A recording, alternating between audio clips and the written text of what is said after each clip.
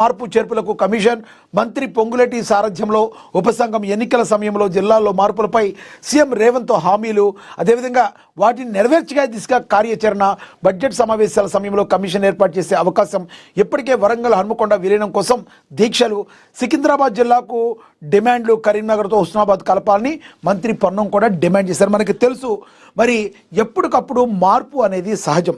పాతది పోతూ ఉంటే కొత్త నీరు వస్తూ ఉంటుందని మనకు తెలుసు.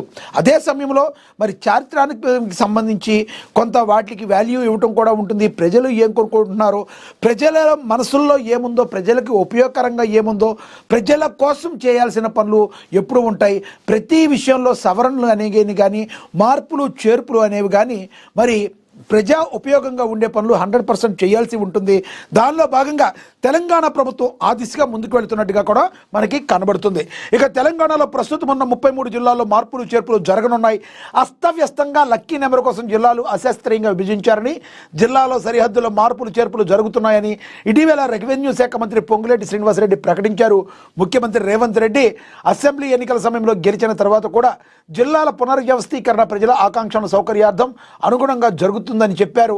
ఇటీవల ఏపీలో 2 కొత్త జిల్లాలు ఏర్పాటు చేయడంతో పాటు పలు జిల్లాల సరిహద్దులు మార్చగా ఇప్పుడు తెలంగాణలో కూడా ఇదే పద్ధతి కొనసాగబోతుంది అని సర్దుబాటు చేయనున్నారు. తెలంగాణలో 10 జిల్లాలను కేసీఆర్ ముఖ్యమంత్రిగా ఉన్న సమయంలో 33 జిల్లాలు చేయగా జిల్లాల ఏర్పాటు తర్వాత ఏర్పడిన పరిపాలన అసమతుల్యత, భౌగోళిక సమస్యలు, నియోజకవర్గాల విభజన వల్ల తలెత్తిన ఇబ్బందులు వీటన్నిటినీ పరిష్కారం చూపే దిశగా రేవంత్ రెడ్డి ప్రభుత్వం సమగ్ర ప్రణాళికను సిద్ధం చేసుకుంటుంది.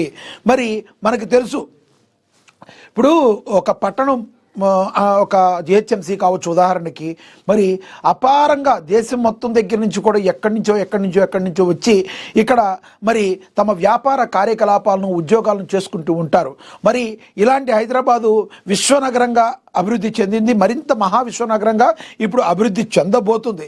మరి ఇలాంటి సమయంలో మరి ఇక్కడ ఏ రకంగా ప్రజలకి మరి వాళ్ళ యొక్క ఉపయోగాలు ఉంటాయి. అదేవిధంగా వరంగల్ కావచ్చు, ఖమ్మం కావచ్చు, హన్మకొండ కావచ్చు, సికింద్రాబాద్ కావచ్చు, ఎక్కడైనా కూడా పరిపాలనా సౌలభ్యం దృష్ట్యా మార్పులు చేర్పులు తీసుకువస్తేనే 100% అది ప్రజలకు ఉపయోగకరంగా ఉంటుంది. దాని గురించి ఏం ఆలోచిస్తారు? 100% ప్రజలకి ఉపయోగకరంగా ఉండే విధంగానే ప్రభుత్వాలు నిర్ణయాలు తీసుకుంటాయి. మనకు తెలుసు గతంలో కేసీఆర్ హయాంలో మరి 33 జిల్లాలుగా దాన్ని మార్చారు.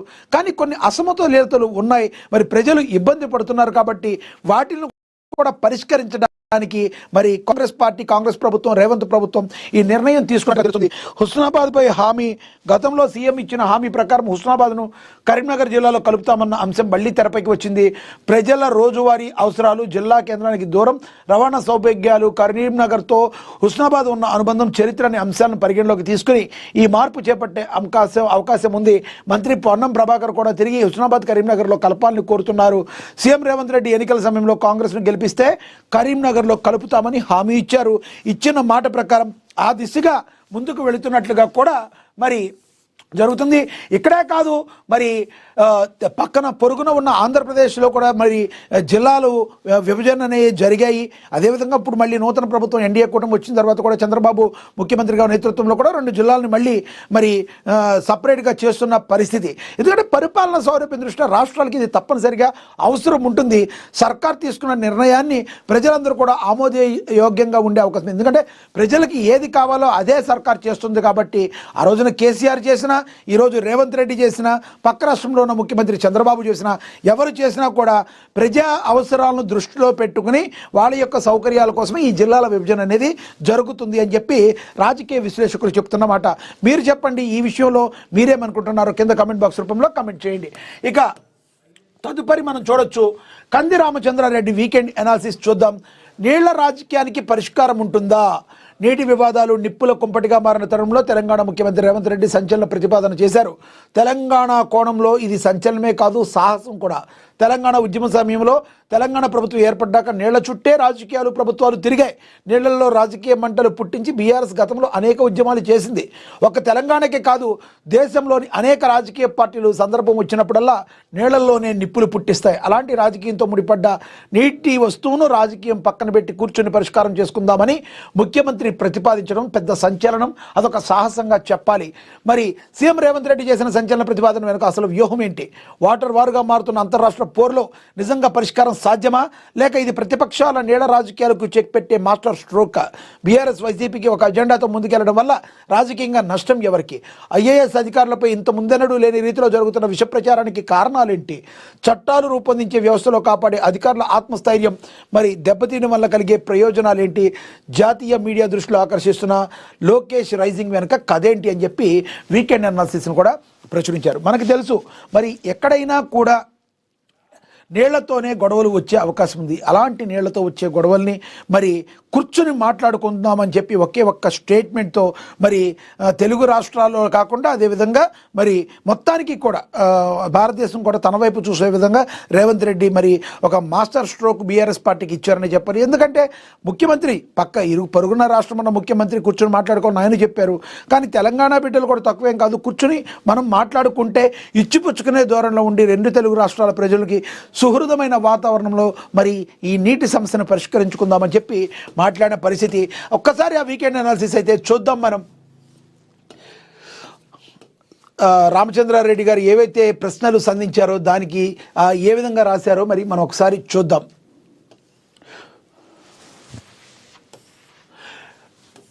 నిప్పు రాజేస్తుంది మరి తెలంగాణ ఆంధ్రప్రదేశ్ రాజకీయాల్లో వేగంగా మారుతున్న తాజా రాజకీయాలపై ఏఎంసీఓ సెట్ జర్నలిస్ట్ కంది రామచంద్రారెడ్డి వీకెండ్ అనాలిసిస్. నిప్పు రాజేస్తుంది. నీరు రాజేసిన నిప్పు నుండి రాజకీయ చలిమంటలు కాయడం భారత రాజకీయాల్లో ఎప్పటి నుంచో ఉంది. నదులు ప్రవహిస్తాయి కానీ చుట్టూ రాజకీయాలు నిలిచిపోతాయి. అదే నేటి దక్షిణ భారత రాజకీయాల విషాదం. నీటి వివాదాలు నిప్పుల కుంపటిగా మారిన తరుణంలో తెలంగాణ ముఖ్యమంత్రి రేవంత్ రెడ్డి చేసిన తాజా ప్రతిపాదన సాధారణ రాజకీయ ప్రకటన కాదు.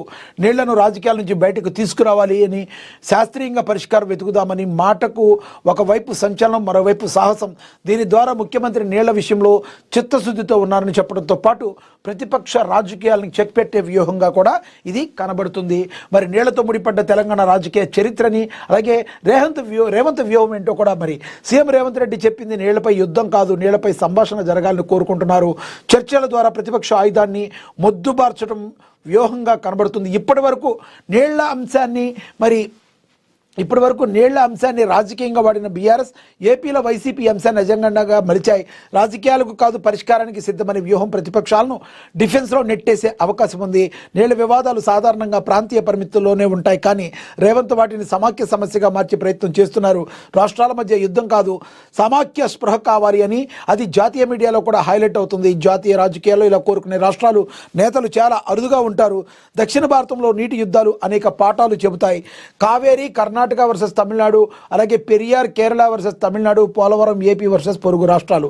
ఈ అన్నిటిలో కూడా కామన్ పాయింట్ ఒక్కటే, రాజకీయ లబ్ధి కోసం ఉన్నంతకాలం వివాదం బతుకుతుంది, పరిష్కారం మాత్రం తరతరాలకు వాయిదా పడుతుంది. ముఖ్యమంత్రి రేవంత్ రెడ్డి వీటికి భిన్నంగా రాజకీయ లాభాన్ని పక్కన పెట్టి నీటి పరిష్కారం అసాధ్యం అని భావిస్తున్నారు ఎవరైతే ఉన్నారో. రాజకీయాలకు అతీతంగా రాజకీయ ప్రయోజనాలు ఇమిడి ఉంటాయి, కానీ జల వివాదాలకు శాశ్వతంగా ఫుల్ స్టాప్ పెట్టే ప్రతిపాదన తెలుగు రాష్ట్ర రాజకీయాలు ఎలా ప్రభావితం చేస్తుందో చూడాలని చెప్పి మరి వీకెండ్ అనాలిసిస్లో మరి రాశారు.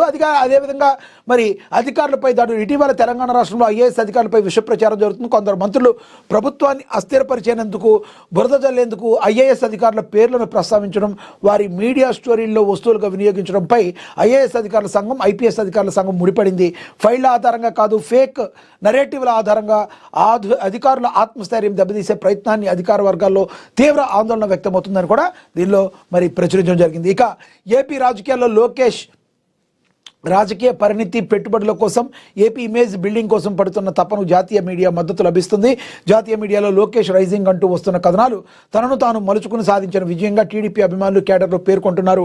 కొత్త తరం రాజకీయ నాయకత్వం, పాలసీ డ్రివెన్ రాజకీయాలు, డెవలప్మెంట్ నెరేటివ్ లోకేష్ ఇమేజ్ పెంచుతున్నాయి. ఓవైపు రెడ్ బుక్ విషయంలో ఎంత కఠినంగా ఉన్నాడో, మరోవైపు గూగుల్ లాంటి కంపెనీలు ఏపీకి రప్పించడంలో అదే పట్టుదలను ప్రదర్శిస్తున్నాడన్న ప్రశంసలు జాతీయ మీడియాలో వస్తున్నాయి. రానున్న రోజుల్లో నదుల ప్రవాహంతో పాటు రాజకీయ ప్రవాహం ఏ దిశగా మళ్ళుతుందో చూడాలి అని చెప్పి కంది రామచంద్రారెడ్డి మరి వీకెండ్ అనాలిసిస్లో మరి ఆయన అడిగిన ప్రశ్నలకు సమాధానం కూడా తెలియజేశారు.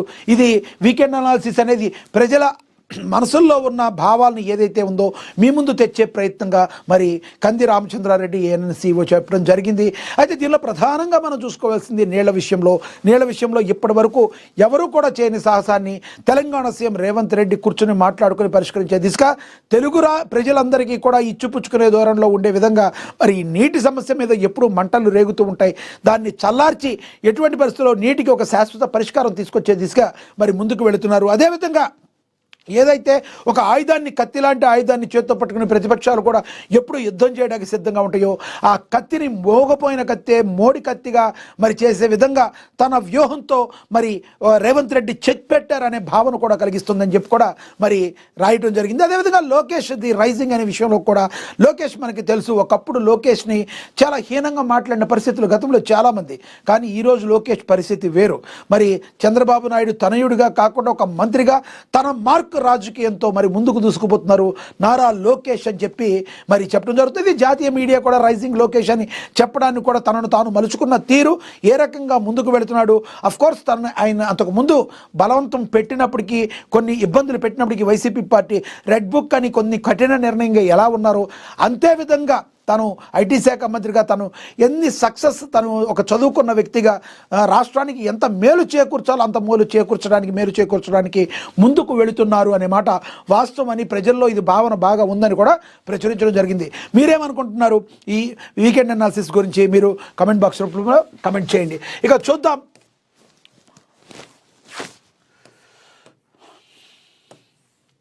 ఇక నాకు ఇంత విషయం ఇచ్చి చంపండి, దుష్ప్రచారంపై మంత్రి కోమటిరెడ్డి భావోద్వేగం. డీజీపీ ఇంటెలిజెన్స్ అధికారులు నివేదిక కోరాం. మహిళా అధికారులపై చెప్పలేని భాషలో వార్తలు రాయడం హేయమైన చర్య. మీడియా సోదరులు కూడా ఇంట్లో అక్క చెల్లెళ్ళు ఉంటారు, మీ కుటుంబ సభ్యులపై ఇలాంటి వార్తలు వస్తే ఎలా ఉంటుందని ఆయన ప్రశ్నించారు. ముఖ్యంగా సీనియర్ ఐఏఎస్ అధికారులు మానసిక వేదనకు గురి చేయడం సరికాదన్నారు. తనపై జరుగుతున్న దుష్ప్రచారంపై మంత్రి భావోద్వేగానికి లోనయ్యారు. నా కొడుకు చనిపోయినప్పుడే నేను సగం చచ్చిపోయాను, దేవుణ్ణి నమ్ముకుని ఫౌండేషన్ ద్వారా సేవ చేస్తున్నాను, నన్ను మానసికంగా ఇబ్బంది పెట్టమాకండి అని ఆవేదన వ్యక్తం చేశారు కోమటిరెడ్డి వెంకటరెడ్డి. అదేవిధంగా మహిళా అధికారుల వ్యవహారంపై డీజీపీతో మాట్లాడి ఎంక్వైరీ వేయమన్నానని, 20 రోజుల్లో నిజాలు బయటకు వస్తాయని, బాధ్యులపై కఠిన చర్యలు తీసుకుంటామని ఆయన హెచ్చరించారు. నల్గొండ జిల్లా కలెక్టర్ల బదిలీ ముఖ్యమంత్రి నిర్ణయమని, దానికి మంత్రితో సంబంధం పెట్టొద్దని ఆయన కోరారు. ఇక సీఎంఓలో ఒక మహిళ అని వేశారు. ఇన్ఛార్జ్ మంత్రి మీద కూడా వార్తలు వేస్తున్నారు. ఇప్పుడు నల్గొండ మంత్రి అని తప్పుడు వార్తలు వేస్తున్నారు. డీజీపీతో ఇలాంటి అంశాలపై చర్చించాం, సమగ్రంగా దర్యాప్తు జరిపించాలని డీజీపీని కోరామని చెప్పి కూడా ఆయన మాట్లాడటం జరిగింది. ఒకంత భావోద్వేగానికైతే మంత్రి కోమటిరెడ్డి వెంకటరెడ్డి అయితే మరి తన కొడుకు అకాల మరణం తర్వాత నేను చాలా వరకు అప్పుడే చనిపోయాను, ఇప్పుడు దయచేసి నన్ను ఇలాంటి వాటిలోకి లాక్కండి, దానికి నాకు ఎటువంటి సంబంధం లేదు, దీనికి సంబంధించి వీళ్ళకి ఎవరైతే మరి దుష్ప్రచారం నా మీద చేస్తున్నారు వాళ్ళందరికీ కూడా మరి కంపల్సరీ ఉంటాయి.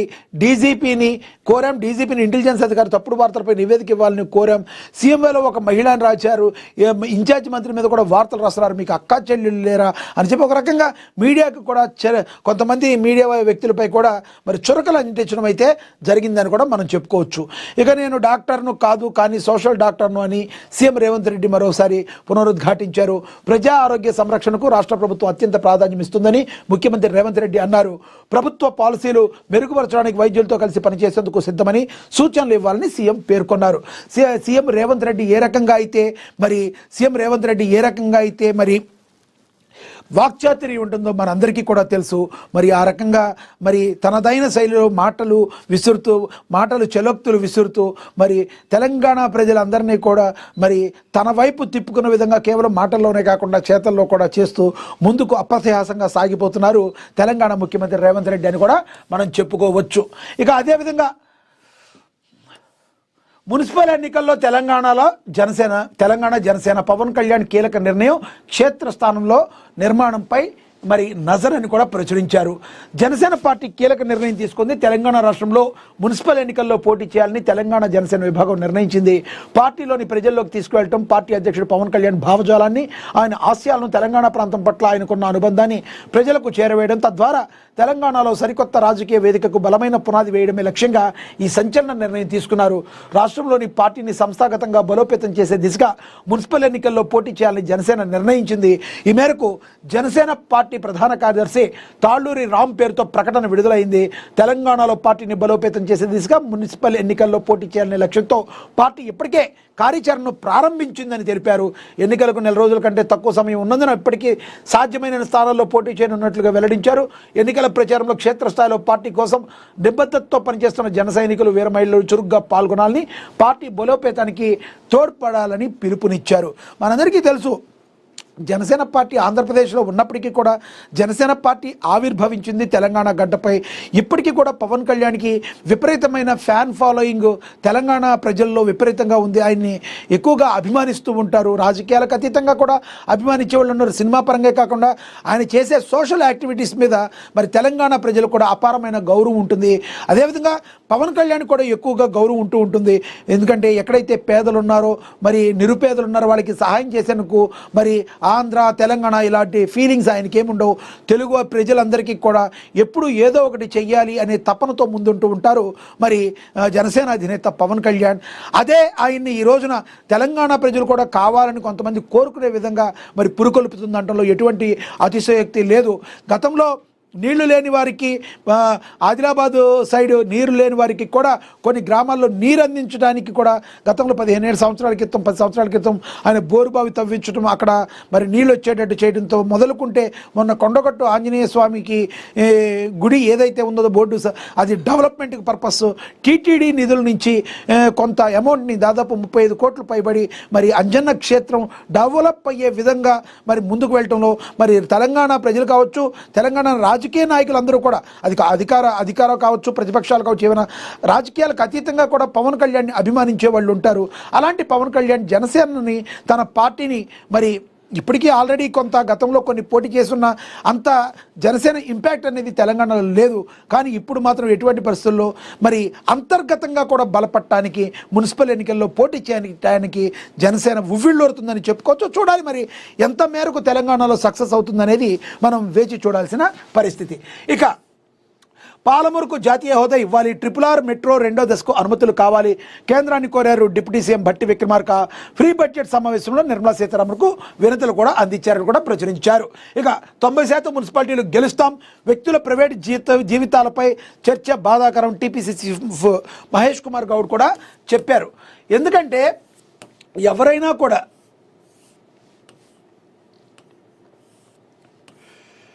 పంచాయతీ ఎన్నికల్లో 70% స్థానాలు సాధించామని, కంటోన్మెంట్, జూబ్లీహిల్స్ ఉప ఎన్నికల్లో విజయం సాధించామని, మున్సిపల్ ఎన్నికల్లో 90% స్థానాలు గెలుస్తామని టీపీసీసీ చీఫ్ మహేష్ కుమార్ గౌడ్ ధీమా వ్యక్తం చేశారు. వ్యక్తుల ప్రైవేట్ జీవితాలపై చర్చ చేయడం బాధాకరమని, వాస్తవాలకు దూరంగా ఇలాంటి వార్తలు వస్తున్నాయని ఆయన తీవ్ర ఆగ్రహం వ్యక్తం చేశారు. ఎంతో కష్టపడి మంత్రులు, అధికారులు ఈ స్థాయికి చేరుకుంటారని, కానీ అలాంటి వారిపై నిరాధారమైన వార్తలు ప్రచురించడం మానేయాలని మీడియా సంస్థలకు ఆయన విజ్ఞప్తి చేశారు. శనివారం గాంధీ భవన్లో మీడియాతో మాట్లాడారు మహేష్ కుమార్ గౌడ్ ఈ వ్యాఖ్యలు చేశారు. అంతేకాకుండా శ్రీరాముడికి బీజేపీలో సభ్యత్వం ఉందా అని ప్రశ్నిస్తూ రాముడి పేరును వాడుకునే హక్కు బీజేపీకి ఎక్కడదని ఆయన నిలదీశారు. రాజకీయాల్లోకి దేవుణ్ణి లాగడం మంచిది కాదని, ఓట్ల కోసం దేవుణ్ణి వాడుకోవడం సరికాదని ఆయన హితవు పలికారు. కేసీఆర్ 10 ఏళ్ల పాలనలో తెలంగాణ యువతకు ఎన్ని ఉద్యోగాలు ఇచ్చారో బీఆర్ఎస్ నేతలు శ్వేతపత్రాన్ని విడుదల చేయాలని కూడా ఆయన మరి మాట్లాడటం జరిగింది. కేసీఆర్ ఫామ్ హౌస్కే పరిమితమయ్యారని, కవిత వ్యవహారంతో కేటీఆర్, హరీష్ రావు బాధపడుతున్నారన్నారు. కేసీఆర్ కుటుంబం అవినీతి భాగోతంపై కవిత నిజాలు చెబుతున్నారని ఆయన మరొకసారి పునరుద్ఘాటించారు.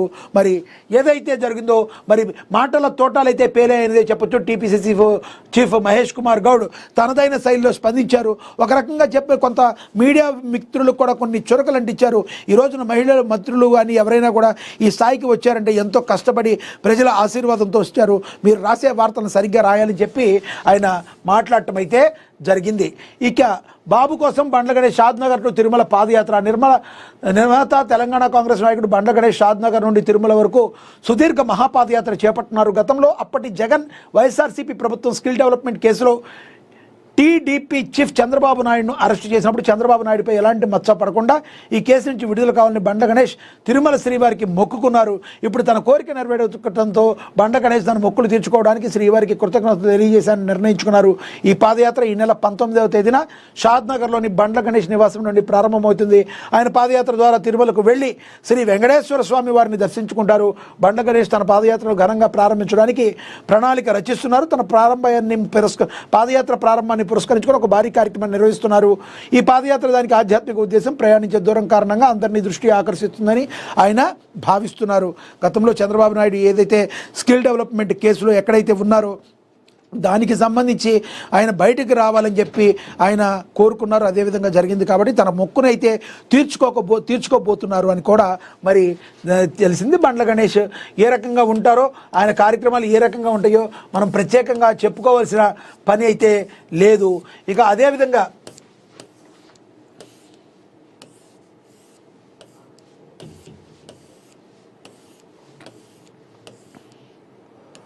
సంక్రాంతికి సినిమాలకు రేటు ఘాటు మనందరికీ తెలుసు. ఈ మధ్య పుష్ప దగ్గర నుంచి ఇది ఒక చాలా ప్రాబ్లంగా అయిపోయింది.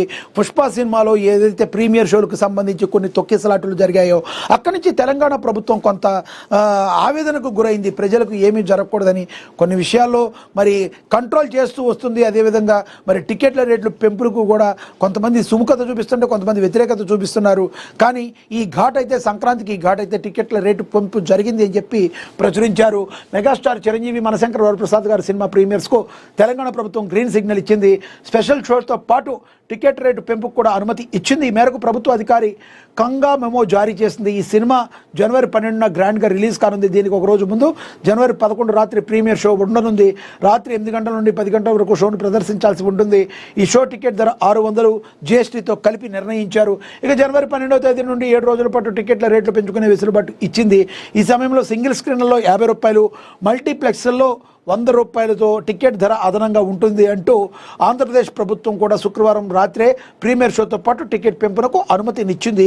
ఏపీలో సంక్రాంతి సినిమాలు అనగా ఒక రోజుకు కూడా రేట్లు పెంచారు. ఒక రోజుకు కూడా రేట్లు పెంచారు. సంక్రాంతిని సొమ్ము చేసుకోవాలని నిర్మాతలు హైక్ సాధించారని కూడా ప్రచురించారు. మరి చూడాలి, సామాన్యుడికి సినిమా దూరం అయిపోతుంది అనే భావన అయితే అందరిలోనూ ఉంది. మనం ఓపెన్గా ఈ విషయంలో ఒకటి మాట్లాడుకుందాం. ఏది ఏమైనప్పటికీ సినిమా అనేది భారతీయులందరికీ ఎంతో పెనవేసుకుపోయిన మరి ఒక దగ్గరగా చూసుకుంటూ ఉంటారు. తమ కష్ట నష్టాలన్నీ మర్చిపోయి ఉల్లాసంగా ఉండటానికి సినిమా చూస్తారు ప్రజలు. మరి అన్ని దేశాల్లో కంటే కూడా భారతదేశంలో సినిమాని ఆదరిస్తారు. అందులో ఆంధ్రప్రదేశ్లో మనకి ఏ రకంగా సినిమా ప్రభావం ఉంటుందనేది మనందరికీ తెలుసు. ఏకంగా సినిమా నాయకులందరూ కూడా రాష్ట్రాన్ని పాలించే దిశగా, దేశాన్ని పాలించే దిశగా ఎదిగిన వారు మనందరికీ తెలుసు. అయితే అలాంటి సినిమా సామాన్యుడికి దూరం అయిపోయింది అనే భావన చాలామందిలో, మెజారిటీ పీపుల్లో ఉంది. దీనికి కారణాలు, కర్ణుడి చావుకి ఎన్ని కారణాలు ఉన్నాయో అన్ని కారణాలు ఉన్నట్టుగా మనందరికీ తెలుసు. ఎందుకంటే నిర్మాతల సైడ్ నుంచి ఒక వాదన ఉంటుంది, అదేవిధంగా ప్రజల సైడ్ నుంచి, డిస్ట్రిబ్యూటర్ సైడ్ నుంచి, లేదంటే మరి సినిమా ఆడించే వాళ్ళ సైడ్ నుంచి మరొక వాదనలు ఉంటాయి. అన్నిటికీ కారణం ఏ ఒక్కరినో తప్పు పట్టేది లేదు. కేవలం సినిమా టికెట్లు రేట్లు పెంచడానికి కారణం ఏంటి అని చెప్తే నిర్మాతలు చెప్పే వాదనలో కూడా కొంత వాస్తవం మాట ఉన్నమాట వాస్తవం. ఈ రోజున సినిమాకి ఎంతో ఖర్చు పెట్టి ప్రేక్షకులను మెప్పించేందుకు మరి తాము ఒక రిచ్గా సినిమాను తీసి మరి మంచిగా ప్రజలకి వినోదం పంచాలి, తద్వారా లాభాన్ని ఆర్జించాలనేది నిర్మాత అయితే ఎందుకు ఇంత చేసిన తర్వాత టికెట్ రేట్ని హైక్ చేయాల్సి వస్తుంది అంటే మరి మనకు తెలుసు. ఇప్పుడు అంటున్నారు హీరోల రెమ్యునేషన్ అని. హీరోని చూసే కదా ఎవరైనా సినిమాకి వెళ్ళేది. అలాంటి హీరోను నువ్వు కంపల్సరీ రాని నీ గల్లా పట్టుకుని అయితే తీసుకెళ్ళట్లేదు కదా అని వాళ్ళు మాట్లాడే దానిలో కూడా, వాదనలో కూడా ఒక అర్థం ఉంది. అయితే ఇక్కడ కొంత వెసులుబాటు అనే దాన్ని సినిమా అందరికీ మధ్యతరగతి దిగువ తరగతి వాళ్ళకు కూడా ఉండాలని మరికొందరు వాదన ఉంది. దానిలో కూడా వాస్తవం ఉంది. అయితే సినిమా టికెట్ల రేట్లు పెంచడానికి ప్రధాన కారణం పైరసీ. అవునన్నా కన్నా కాదన్నా ఇది వాస్తవం. పైరసీ అనేది ఏ రోజు వచ్చింది? ఈ రోజు వచ్చిందా? మూవీ రూల్స్ కావచ్చు, మొన్న దొరికిన ఐబొమ్మ కావచ్చు, ఐబొమ్మ రవి కావచ్చు, ఎవరు ఇలాంటివి చాలా వెబ్సైట్లు ఉన్నాయి, మనందరికీ తెలుసు. ఇట అన్నిటిలో కూడా ఈ రోజున సినిమా రిలీజ్ కాకముందే, థియేటర్లోకి రాకముందే ఆ సినిమా పైరసీ వచ్చేస్తుంది. ఆల్మోస్ట్ అంటే ఏదన్నా ఫస్ట్ షో అంటే సినిమా అఫీషియల్గా ఈరోజు 12వ తారీఖు ఉదాహరణకి శంకర్ ప్రసాద్ గారు రిలీజు, 11వ తారీఖు ఏదైతే ప్రీమియర్స్ పడుతున్నాయో ఆ ప్రీమియర్ రోజుకే వచ్చేస్తున్నాయి. అంటే ముందు రోజు అఫీషియల్ అనౌన్స్మెంట్ డేట్ కంటే ముందు రోజే వచ్చేస్తున్న పరిస్థితి. దీనికి కారణం ఏంటి?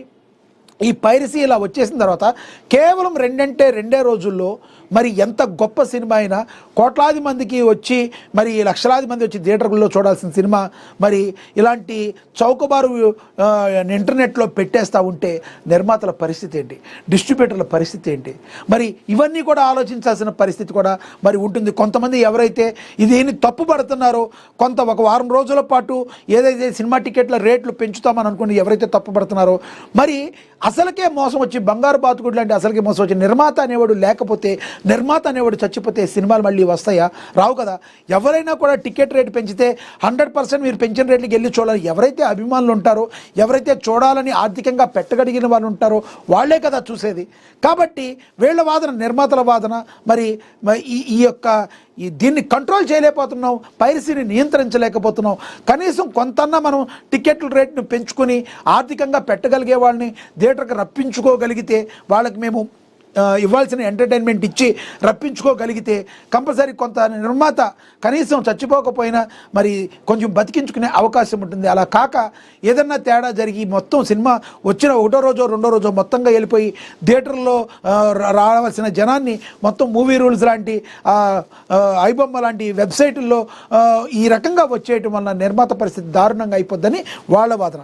అదేవిధంగా నిర్మాతలు కూడా ఆలోచించాల్సింది కేవలం మీ జేబుల్లో డబ్బులు నింపుకోవటం కాకుండా మరి సామాన్య ప్రజలకి ఎంతో ఆనందంగా తమ బాధలను మర్చిపోయి సినిమానే ప్రపంచం ఎన్నాళ్ళు మీరు నిర్మాతగా ఎదిగారన్నా, మిమ్మల్ని హీరోలు చేశారన్నా ఈ పేద ప్రజలు, ఈ మధ్యతరగతి ప్రజలు వీళ్ళకి సినిమాని దూరం కాకుండా, ఎస్ మీరు చెప్పిన దానిలో వాస్తవం ఉంది, వీళ్ళకి దూరం కాకుండా చేసేందుకు మీరు కూడా కొన్ని పరిమితులు విధించుకుని మరీ ఎక్కువ రేట్లు కాకుండా మధ్యతరగతి వాడికి పేదవాడికి కూడా అందే విధంగా చూడాల్సిన బాధ్యత ఉంది. ఇది పులి మీద స్వారీ లాంటిది, కత్తి స్వాము లాంటిది. కాబట్టి ఒక సరైన నిర్ణయం తీసుకుని వెళితే తద్వారా సినిమాని బతికించుకోవచ్చు. సినిమాని బతికించుకుంటే ప్రజలకు కూడా హ్యాపీగా ఉంటుంది. మరి దీని గురించి మీరేమంటారో కింద కమెంట్ బాక్స్ రూపంలో కమెంట్ చేయండి. ఇక తదుపరి మనం చూడొచ్చు, దళితుల పక్షపాతి కాంగ్రెస్ అని, ఇందుకు నిదర్శనమే ఎమ్మెల్యే కవ్వంపల్లి సత్యనారాయణకు పదవి అని కరీంనగర్ డీసీపీ అధ్యక్షుడు చొప్పదండి ఎమ్మెల్యే మేడిపల్లి సత్యం పేర్కొన్నారు. ఇక ఈ రకంగా ఇంపార్టెంట్ న్యూస్ అన్నీ ఏవైతే ఉన్నాయో అన్నింటినీ కూడా మనం ప్రచురించారు. మీరు కూలంకుషంగా మళ్ళీ అలాగే కంది శ్రీనివాసరెడ్డి కృషితో కీలక దశకు భూ కేటాయింపు, ఆదిలాబాద్ పట్టణంలో విశ్వకర్మ మరాఠా వడ్రంగి సంఘ భవన నిర్మాణం కోసం భూమిని కేటాయించాలంటూ Adilabad Congress party assembly incharge Kandi Srinivasa Reddy జిల్లా ఇన్ఛార్జి మంత్రి జూపల్లి కృష్ణారావుకు విన్నవించారు. ఇదే విషయమై మంత్రి జూపల్లి రెవెన్యూ మంత్రి పొంగులేటి శ్రీనివాసరెడ్డికి సిఫార్సు చేశారు. దీంతో రెవెన్యూ శాఖ భూపరిపాలన విభాగం నుండి ఉత్తర్వులు జారీ చేయగా జిల్లా యంత్రాంగం ద్వారా అవసరమైన నివేదికలు, భూమి గుర్తింపు ప్రక్రియ పూర్తయ్యాయి. ప్రస్తుతం ఈ ప్రతిపాదన తెలంగాణ రాష్ట్ర మంత్రివర్గ తుది ఆమోదం పొంది త్వరలో కేటాయింపు జరగనుంది. దీని వెనుక కంది శ్రీనివాసరెడ్డి యొక్క కృషిని అందరూ కూడా అభినందిస్తున్నారు. మనకి తెలుసు కంది శ్రీనివాసరెడ్డి ఆదిలాబాద్లో తనకంటూ ఒక ప్రత్యేక గుర్తింపు తెచ్చుకున్నారు. మరి అక్కడ ఉన్న ప్రజలకు ఏ కష్టం వచ్చినా నేనున్నానంటూ స్పందించి ముందుకు వెళ్ళి వాళ్ళ కష్టాలను పరిష్కారం చేసే దిశగా కృషి చేస్తున్న వ్యక్తిగా, గొప్ప వ్యక్తిగా, మహోన్నత వ్యక్తిగా ఈ రోజున తెలంగాణ ఆదిలాబాద్ ప్రజలందరూ కూడా కంది శ్రీనివాసరెడ్డికి కృతజ్ఞతలు తెలుపుతున్న పరిస్థితి. దానికి కారణాలు కూడా ఉన్నాయి. మరి గత 3.5 సంవత్సరాల నుంచి నిత్యాన్నదానం చేస్తూ ఎక్కడి నుంచో ఉన్న వారికి, ఎవరైనా వచ్చిన వారికి అక్కడ, అదేవిధంగా అక్కడ ఉన్న పేదవారికి ఎవరు కూడా ఆకలితో పస్తులు ఉండకూడదు. ఆకలి అనేది చాలా దారుణమైన విషయం. లేని వారందరూ కూడా కంపల్సరీ మరి 2 పూట్ల భోజనం చేసి తన కడుపు నిండా పడుకోవాలి అనేది కంది శ్రీనివాసరెడ్డి యొక్క మరి కళ. అలాంటి కళను నెరవేరుస్తూ పేదల కోసం మరి నిత్యాన్నదానం చేస్తూ అక్కడున్న పేదలందరికీ కూడా మరి దేవుడిలాగా కొలవబడుతున్నాడు కంది శ్రీనివాసరెడ్డి. మరి అదేవిధంగా మరి ఆకలితో పాటు వైద్యం కూడా చాలా ఇంపార్టెంట్. అలాంటి వైద్యం మీద కూడా ఫోకస్ పెట్టి ఈ రోజున వైద్యానికి సంబంధించి కూడా ఎవరికన్నా అనుకోని సమయంలో పేదవారికి ఏదైనా జరిగితే ఇమీడియట్లీ మరి అంబులెన్స్ సేవలను స్టార్ట్ చేసిన ఫ్రీగా, అవసరమైతే హైదరాబాద్ వరకు కూడా సింగిల్ రూపీ కూడా తీసుకోకుండా అలాంటి వ్యక్తిని హైదరాబాద్ తరలించి సంబంధిత పేషెంట్కి, రోగికి ప్రాణదానం కల్పించే విధంగా కృషి చేయడం అంటే మామూలు మాటలు కాదు. ఎంతోమందికి స్ఫూర్తి ప్రదాతగా కంది శ్రీనివాసరెడ్డి ఉన్నారు అని ఆదిలాబాద్ ప్రజలందరూ కూడా మెచ్చుకుంటున్న పరిస్థితి, ఆయన్ని అభినందిస్తున్న పరిస్థితి, మరెంతో మందికో ఈయన మార్గనిర్దేశం చేస్తున్నారని చెప్తున్న పరిస్థితి. అలాంటి కంది శ్రీనివాసరెడ్డి మరి ఆయన కృషితో ఈ భూ కేటాయింపు రావటం, మరి ఎవరికైతే విశ్వకర్మ వడ్రంగి సంఘ భవన నిర్మాణం కోసం భూమిని కేటాయించాలంటూ ఆదిలాబాద్ కాంగ్రెస్ పార్టీ ఇన్ఛార్జి శ్రీనివాసరెడ్డి జూపల్లి కృష్ణారావుకు విన్నవించారు. ఇదే విషయమై మంత్రి జూపల్లి రెవెన్యూ మంత్రి పొంగులేటి శ్రీనివాసరెడ్డికి సిఫార్సు కూడా చేశారు. అతి త్వరలో ఈ ఆదిలాబాద్ పట్టణంలోని విశ్వకర్మ మరాఠా వడ్రంగి సంఘ భవన నిర్మాణం భూమి పూజ అవుతుంది. దీని కృషికి సంబంధించి కంది శ్రీనివాసరెడ్డిని విశ్వకర్మ సంబంధించిన వాళ్ళందరూ కూడా ఆయనకి ఎంతో రుణపడి ఉంటామని ఆయన మాట చెప్తుంది జరుగుతుంది. ఇలా ఏదైనా అనుకోవచ్చు, తెలంగాణ ఉద్యమకారుల హామీలను వెంటనే అమలు చేయాలి, ఉద్యమకారులు సంఘటితంగా పోరాడాలని టీజేఎస్ రాష్ట్ర అధ్యక్షుడు ప్రొఫెసర్ కోదండరామ్ తెలియజేశారు. టీయూజేఏసీ రాష్ట్ర అధ్యక్షుడు తుమ్మల ప్రఫుల్ రామ్ రెడ్డి కూడా దీని గురించి మాట్లాడటం అయితే జరిగింది. ఇక్కడ మనకు తెలుసు, సంక్రాంతి పండుగ వాహనాల రద్దీ దృష్ట్యా వాహనదారులు జాగ్రత్తలు పాటించాలని చెప్పి ఎస్పీ నరసింహ అయితే చెప్పారు. మనందరికీ తెలుసు, ఎప్పుడైనా కూడా హెల్మెట్ ధరించాలి, హెల్మెట్ ధరించేయాలి. అదేవిధంగా 4 వీలర్ అయితే మాత్రం కంపల్సరీ సీట్ బెల్ట్ ధరించాలి. ఏది కూడా మనకి చెప్పి రాదు, కాబట్టి కొంచెం జాగ్రత్తగా ఉండాలని చెప్పి పోలీసులు అందరూ కూడా ఈ రోజు వరకు కూడా మరి ముందుకు వాళ్ళందరికీ చెప్తూ ముందుకు కదులుతున్నారు. క్రిస్మస్ విందుకు హాజరైన మన్నె గోవర్ధన్ రెడ్డి అని కూడా ప్రచురించారు. అదేవిధంగా మనకు తెలుసు, కనిపించకుండా పోయిన క్రేజీ బ్యూటీస్ అని కూడా ఒక ఆర్టికల్ రాయడం జరిగింది. తెలుసు, జెనీలియా కావచ్చు, లేదంటే అనుష్క కావచ్చు, లేదంటే సిమ్రన్ కావచ్చు, సోనాలి బింద్రే కావచ్చు, భూమిక కావచ్చు, వీళ్ళందరూ కూడా ఒకప్పుడు టాలీవుడ్ బాలీవుడ్తో పాటు మొత్తం భారతదేశంలో ఉన్న అన్ని ఇండస్ట్రీల్లో ఒక ఊపేసిన హీరోయిన్స్ మనకు తెలుసు. అయితే కనిపించకుండా పోయిన ఈ క్రేజీ బ్యూటీస్ అని వాళ్ళు ఏం చేస్తున్నారు ఏంటని వాళ్ళ మీద కూడా కొంచెం రాశారు. ఇక్కడ మనకి తెలుసు, మరి చిత్ర పరిశ్రమలో ఇలియానా క్రేజ్ ఏంటనేది తెలుసు. గోవా బ్యూటీగా పేరుగాంచింది ఇలియానా. అదేవిధంగా సిమ్రన్, మరి అందాల ముద్దుగుమ్మ సిమ్రన్ చాలా నందమూరి బాలకృష్ణతో విపరీతమైన హిట్లు అయితే ఇచ్చిన పరిస్థితి. సోనాలి బింద్రే ఇంద్ర కావచ్చు, అదేవిధంగా శంకర్దత్త ఎంబీబీఎస్ కావచ్చు, ఇలాంటి సినిమాలతో సూపర్ హిట్లు కొట్టింది. అదేవిధంగా అనుష్క శెట్టి కావచ్చు, నాగార్జునతో మంచి హిట్స్ అందుకుంది. అదేవిధంగా భూమిక కావచ్చు, ఇండస్ట్రీ హిట్ పవన్ కళ్యాణ్తో ఇండస్ట్రీ హిట్ కొట్టిన ఘనత భూమిక. చేసిన తక్కువ సినిమాలు అయినా ఈ హీరోయిన్స్ ఎవరైతే ఉన్నారో మరి తెలుగు ప్రజలందరికీ సుపరిచితంగా, పక్కన ఉన్న సౌత్లో అవ్వచ్చు, బాలీవుడ్లో అవ్వచ్చు, ఎక్కడి నుంచి వచ్చినప్పటికీ కూడా మన తెలుగు ప్రజల యొక్క గుండెల్లో ఆరాధ్య దైవంగా ఇప్పటి వరకు కూడా కీర్తించబడి ఇలాంటివి హీరోయిన్లు క్రేజీ బ్యూటీస్ ఏమయ్యారనే దాని మీద ఒక కథనం రాయటం అయితే జరిగింది. ఇక ఓవరాల్గా చూసుకుంటే ఈ మనం మహా దినపత్రికలో అయితే ఇది ప్రచురించారు. ఇక చూద్దాం ఏబిఎన్ ఆంధ్రజ్యోతిలో ఏముందో చూద్దాం. జగన్ది విద్వేషమే, ప్రజలు బుద్ధి చెప్పినా ఆయన ఆపడం లేదు. మరి మంగళగిరి టీడీపీ ప్రధాన కార్యాలయంలో శనివారం ప్రజల నుంచి వినతులు స్వీకరిస్తున్న సీఎం చంద్రబాబు అని ప్రచురించారు. నదీ తీరాన్ని పరివాహక ప్రాంతానికి తేడా తెలియదు, నాగరికతపై అవగాహన లేదు, నదుల వెంట ఉన్న నగరాలన్నీ అభివృద్ధి, లండన్, మాస్కో, ఢిల్లీ, కోల్కతా ఇలాంటివే. తిరుమల పవిత్రత దెబ్బతీసేలా వైసీపీ కుట్రలు, ఈ విషయంలో కఠినంగా వ్యవహరిస్తాం. పార్టీ నేతలతో చంద్రబాబు కీలకమైన వ్యాఖ్యలు చేయడం జరిగింది. తెలుగు రాష్ట్రాల్లో పరస్పరం సహకరించుకోవాలి. మిగులు జలాలతో నల్లమాల సాగర్ పూర్తయితే శ్రీశైలం సాగర్లో నీటి లభ్యత పెరుగుతుంది. అవసరమైతే తెలంగాణ కూడా వాడుకోవచ్చు.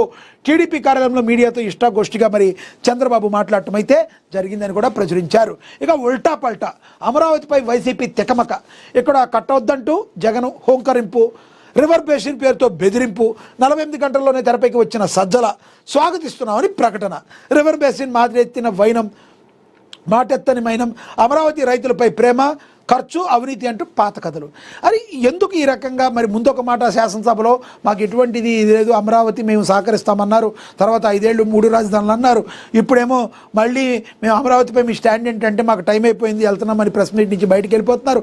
ఆ తర్వాత మళ్ళీ ఇప్పుడు కృష్ణా రివర్ బేసిన్ అని చెప్పి మళ్ళీ మాట్లాడతారు. మళ్ళీ మీ సజ్జల రామకృష్ణారెడ్డి గారు వచ్చి అదంతా మేము అదేం లేదు మేము స్వాగతిస్తాం అంటారు. ఏంటి ఉల్టా పల్టా అని కూడా మరి ప్రచురించడం అయితే జరిగింది. మీరేమనుకుంటున్నారు? అసలు జగన్మోహన్ రెడ్డి ఈ రకంగా మాట్లాడడంలో దానిలో రాజకీయ ఉద్దేశం ఉందా, లేదంటే ఆయన నిజంగానే మాట్లాడుతున్నారా?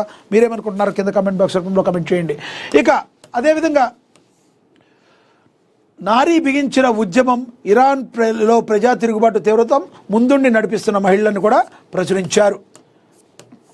ఇక తెలుగు వెలుగుతోంది అని చెప్పి ఆవకాయ అమరావతి కార్యక్రమంలో మాట్లాడుతున్న కస్తూరి మురళీకృష్ణ, మామిడి హరికృష్ణ, వర మురళి, ముళ్ళపూడి, వేదాంతం, శ్రీపతి శర్మ అని చెప్పి మరి గత 1000 ఏళ్లలో తెలుగు సాహిత్యం అభివృద్ధి చెందుతుంది. భాషారూపం, ఉచ్చారణ, అక్షర నిర్మాణం అన్నీ అద్భుతమే. ప్రపంచవ్యాప్తంగా తెలుగు మాట్లాడే సంఖ్య 12 కోట్లు. ఆవకాయ అమరావతి చర్చ వేదికలో ప్రముఖ రచయితలు ఈ రకంగా మాట్లాడడం కూడా ప్రచురించారు. ఇక ఆంధ్రజ్యోతిలో మరి అమరావతిపై అవే కుట్రలు అని చెప్పి కూడా ఒక ఆర్టికల్ అయితే రాయడం జరిగింది. ఏవేవైతే కుట్రలు ఉన్నాయో, అమరావతికి ఎవరెవరైతే అడ్డుపడుతున్నారో మరి ఏబిఎన్ ఆంధ్రజ్యోతిలో ఒక ఆర్టికల్ అయితే రాయటం అయితే జరిగింది. వయసు పెరగటం ఒక వరం, తెరపై గ్లామర్ ఒలగబోయడం వేరు, జీవితం పట్ల స్పష్టమైన అవగాహన ఉండడం వేరు. మరి జబల్పూర్ గల్లీలో నుంచి వెండితెర మెరుపులు ఇచ్చిన శాలిని పాండే మరి సాగించిన ప్రయాణం ఒక నిరంతర పాఠం. అర్జున్ రెడ్డిలో అమాయకపు ప్రీతిగా మెప్పించిన భామ ఇప్పుడు 32 ఏళ్ల వయసులో మరింత పరిణితితో మాట్లాడుతోంది.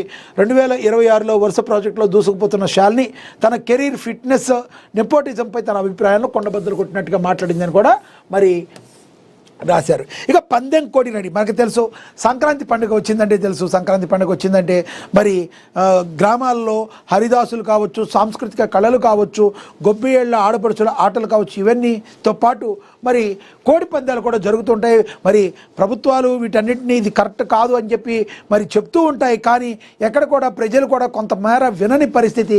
మరి పందెం కోడి రెడీ అని కూడా చెప్పారు. భోగి మంటల సందడి కంటే ముందే గోదావరి జిల్లాలో పందెం కోళ్ళు రంగాన్ని సయ్యంటున్నాయి. మునుపెన్నడూ లేని విధంగా ఈసారి పందాల జోరు కొత్త పుంతలు తొక్కుతుంది. గతంలో గ్రామీణ బరులకే పరిమితమైన ఈ క్రీడ ఇప్పుడు హైటెక్ అంగులు అందుకుంటుంది. పందాలను వీక్షించేందుకు LED స్క్రీన్లు ఏర్పాటు చేయడమే కాకుండా లైవ్ స్ట్రీమింగ్ ఇచ్చేందుకు నిర్వాహకులు సర్వం సిద్ధం చేశారు. ఈ నేపథ్యంలో పందెం కోళ్లను సిద్ధం చేయడం వెనుకున్న కష్టంపై నవ్య ప్రత్యేక కథనం అయితే రాసింది. ఇక ఓవరాల్గా ఈరోజు ఏవైతే ఉన్నాయో ఇంపార్టెంట్ న్యూస్ ఏవైతే ఉన్నాయో వాటిని అయితే చదివే ప్రయత్నం అయితే చేశాం. ఇంకా వాటిని విశ్లేషించే ప్రయత్నం చేశాం. మీరు రెగ్యులర్గా ఇంకా ఎక్కువ ఏదైతే మహా దినపత్రిక కావచ్చు, ఈ దినపత్రికలో మీకు మరింత కూలంకషంగా ఉండాలంటే మీరు ఇమీడియట్లీగా ఫాలో అప్ అవ్వండి, డౌన్లోడ్ చేసుకోండి, మహా దినపత్రికను చూడండి. తద్వారా మీరు తెలంగాణ అదేవిధంగా ఆంధ్రప్రదేశ్ రాష్ట్రాల్లో ఏం జరుగుతుందో అనేదాన్ని మరింత కూలంకషంగా మీరు తెలుసుకోవచ్చు. ఇది వాటి వార్తాపత్రికల వార్తా విశ్లేషణ. నమస్కారం.